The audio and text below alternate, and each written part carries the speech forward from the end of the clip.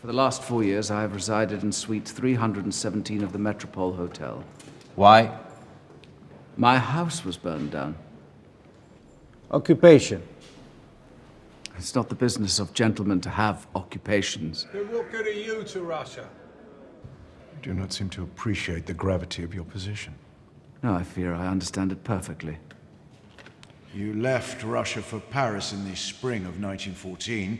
Yes, I remember apple blossom in the trees. No likelihood it was spring, yes. What concerns us here is your return in 1918. Why did you come back, only a year after the revolution? You must have understood the reception a man of your nobility would receive. I missed the climate.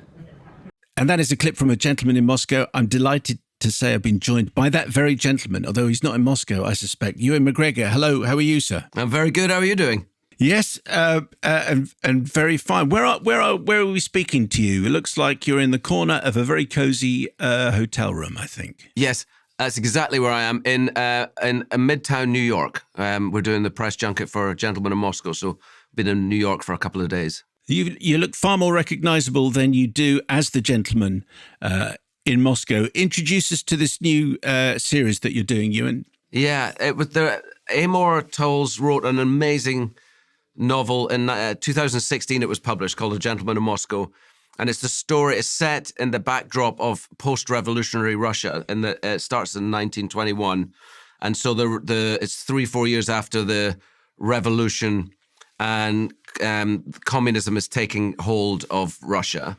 And of course, the aristocracy, one of the things that happened in the revolution is that they either executed or exiled all of aristocracy. And our central character, who I am fortunate enough to play, Alexander Ilyich Rostov, is a count and comes from a fine Russian family.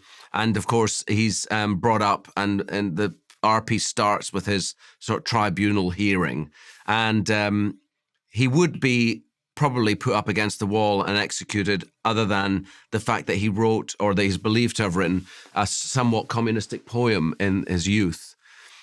So he's held to be somebody with sort of communist leanings, and so they spare his life. But he is forced to live under house arrest in the hotel where he keeps a suite of rooms, the Metropole Hotel. So the whole piece takes place inside our hotel. Amor Towles, I spoke to him in 2016, 2017, when his book came out. It's one of those books that was genuinely kind of and honestly described as a publishing phenomenon. Yeah. Were you aware of it at the time, or did you read it, in recent months? Yeah. I became aware of it probably a couple of years after it was written.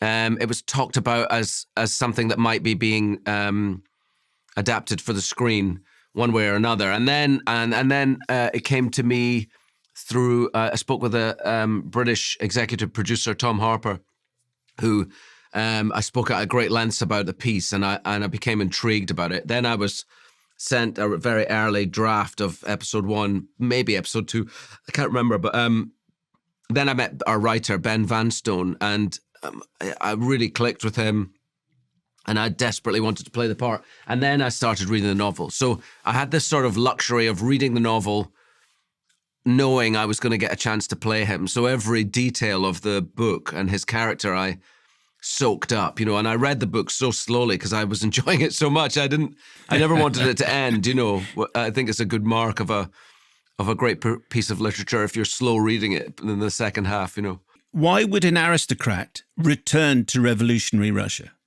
He has there's a backstory about our count that is revealed through the series, and he's lost his sister. His sister has passed away, and he can't. There's two things. I think he feels like if he leaves his country, he's leaving her, and there's a lot of unresolved guilt and different feelings about her passing that he carries, which stop him from leaving.